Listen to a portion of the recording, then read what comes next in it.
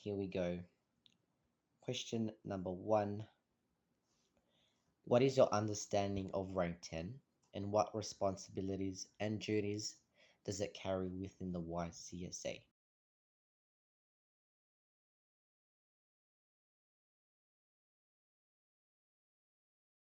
To me, it's about being professional, absolutely professional about, and also being respectful at all times. To be an awesome role model, to show good leadership, and probably be the best I can to mentor our lower ranks and bring them up to where they need to be. Yeah. 10-4. Question number two. As a rank 10, you are expected to mentor the lower ranks. Explain how would you guide and support the lower ranks during a shift while still effectively managing your own responsibilities. For any advice that I could give to our lower ranks in order for them to be comfortable within our military fraction is to probably help them understand the base guide and to actually explain in depth about it is what it is that they're supposed to do, especially when there's a military event, etc., and stuff like that. Basically, if I can explain it to them in a way, because every individual is totally different in a way that they understand, potentially help them out in the longer run and benefit for us and our event leaders and stuff like that when we have a military event. Not only that, that they properly understand the rules of the military fraction that stands within us. 10-4. If a lower ranking soldier under your supervision breaks YCSA rules, what steps would you take to address and resolve the situation appropriately as the highest ranking soldier online? If a lower rank disobeys an incorrect rule of the military factions, I take a look at what it is, explain to them that you cannot be doing that. If it's something that's really bad, potentially, CRCGs, DFGs, and if I can't talk to them, I can talk to an FG or administrator supervisor that's for the military faction.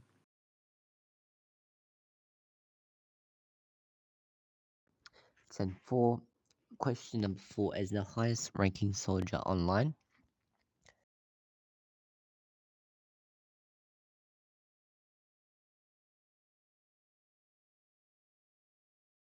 Sorry, say that again, sir.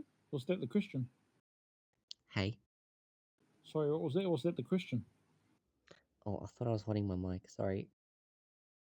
The highest rank is FG in the military faction, sir. No, no, sorry. I thought I was holding my mic, but I wasn't holding it. Temple. Yeah. So you are the highest ranking soldier online and discover two soldiers arguing down in mid.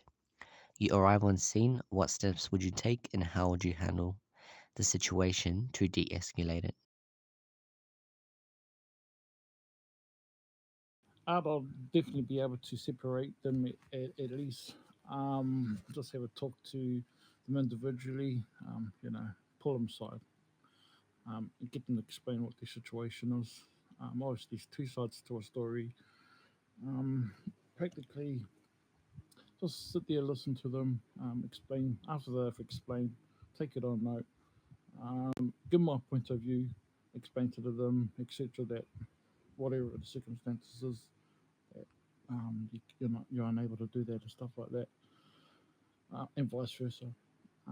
If the decision is that I need to take it further than that, I'll only probably um, you know also talk to Castle or DFG or FG, um, and at the same time, also making sure that I've got body cam footage of um, them explaining the situation. 10-4. Question number five. You are attempting to de-escalate a heated situation. between two soldiers. Despite issuing clear orders and attempting all reasonable measures, they refused to comply. As the highest ranking soldier online, how would you handle that situation where control cannot be gained due to non cooperation from those soldiers?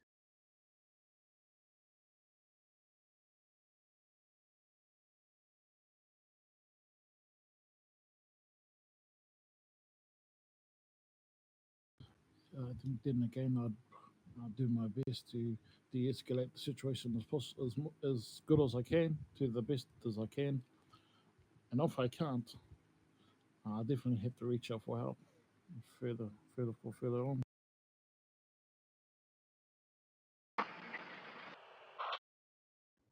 10-4.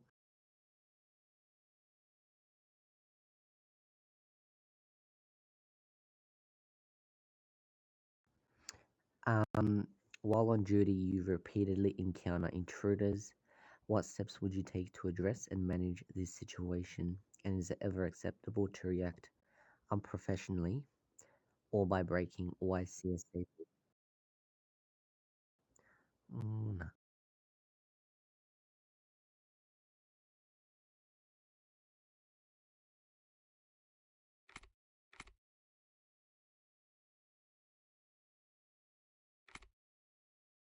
Can you hear me fine?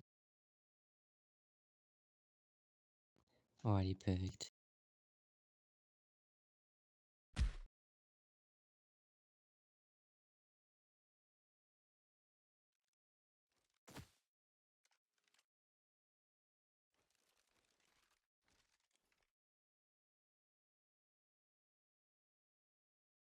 Oh no.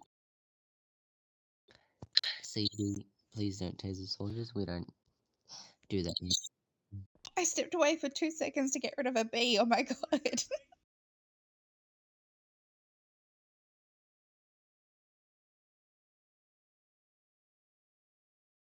Did we never mind.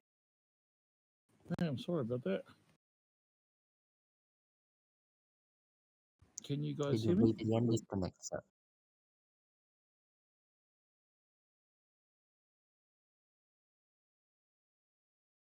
Alrighty. We'll continue off from the question we left off. So, while on duty, you repeatedly encounter intruders. What steps would you take to address and manage this situation? And is it ever acceptable to react unprofessionally or by breaking YCSA rules? Um, if there is intruders, I'll definitely make sure that I'm always recording in case I need to refer my evidence to either CG or DFG or FG for intruders intruding. In this case, you should always be professional. You should always stay calm, and you should always be respectful, no matter what the circumstances are.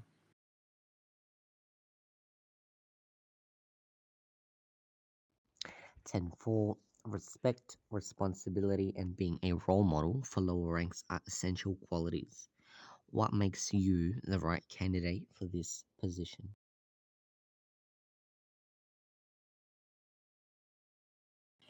I always hold army as a big part of me, and I'm I've got the biggest passion for looking after our lower ranks and showing them through the ropes, giving them great advice, always helping them out. Um, and no matter what the task is, because I know in the past, ever since I've been here, we've had a few, how would I say it, people that are a little bit different, if I should say, and they need a little bit of extra work and a little bit of extra time to, help them out and stuff like that. Um, I'm not trying to take that, in my hands and keep them as close as I can, to show them the way that we do things around here, because it takes them, extra little bit of time to register about, you know, what it is that they're supposed to do in their role as a soldier and stuff like that. So, passion is just show ranks and yeah, give them the best that I can.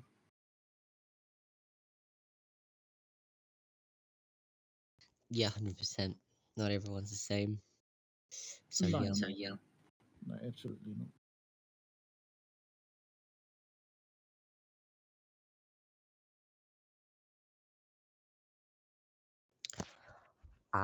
After calling for a gate check and receive no response, you personally check the gates. Oh, sorry, I missed the question. While stationed at Southgate, a group of gang members or civilians arrive and wish to engage in roleplay. What steps would you take once their intentions are clear? Oh, role play. I'm all for role play. If their intentions are right and they've got a good plan to execute, by all means, I'll take the right procedures and stuff like that, and I'll call up my higher ups, see if that's okay. Explain to our higher ups the situation. They want to come in here and role play. Can we, accept this challenge, as a team? If we can't, and my higher ups say that it's not a good time at the moment. Can they please come back? And then that's when I'm able to explain to them if they're able to go away and come back later, as isn't the right time to be able to do it. Yep. And if they ever break roleplay, would you continue to roleplay it yourself, or would you break your roleplay and call out that it's NRP? I'll absolutely call out that it's NRP. I'll stop straight away, address the situation, see what's wrong, and if they are willing to compromise, then I'll be able to point out, what it is that's up here, not up here. So they have a very clear understanding of what it is they're actually supposed to do while they're up here doing RP. 10-4.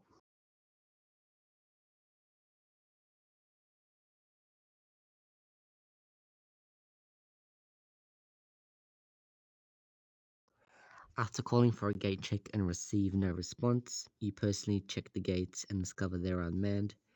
What steps would you take next?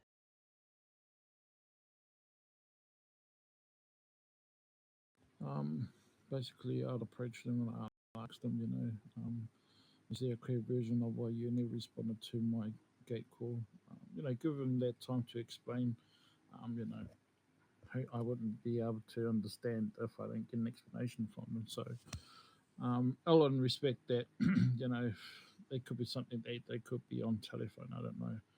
They could be, um, you know, grabbing what it is, virgin parts. I'm not too sure. Um, I definitely don't want disrespect or anything like that, but I'll just encourage them just to keep an eye on the full chat, or if it's a verbal conversation over radios, to be a bit more aware of the fact that at times like this, when we're on low numbers, that to be aware there could be a possibility that there'd be gate calls throughout the morning, and not only that, and just in general. 10-4, and last question. While stationed at at a gate, you are approached by gang members wishing to roleplay. At what point can the situation be considered non-roleplay (NRP), and under what circumstances are you permitted to decline that roleplay? Okay, I think I've been in a couple of situations where I've been up at Southgate and it's just turned nasty. Yep. So an RP started, all good. Check the credential, the documents, and all that sort of stuff. The passport comes out clear, no violations. Still a part of gang. Got the all clear from the FG and stuff like that for them to come through. Halfway down, we're escorting them. We're in another car and we come to a stop and explain to them this is this area and stuff like that. Car, they jump out, they pull the guns out. That becomes non RP, non role play.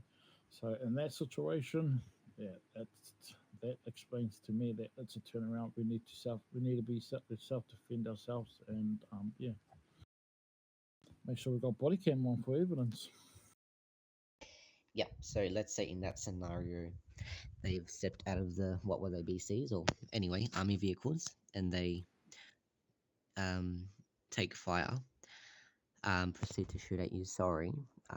would you still role play that scenario in the sense of, let's say, having intruders on base? Would you continue to like role play that, or would Absolutely you not. Absolutely not. That becomes non-RP. It won't become. It won't be an RPC no more. 10-4? Alrighty, that were all the questions. Appreciate your answers. Nothing from me. Was there anything from you, Ma'am Carson or Ma'am Lee?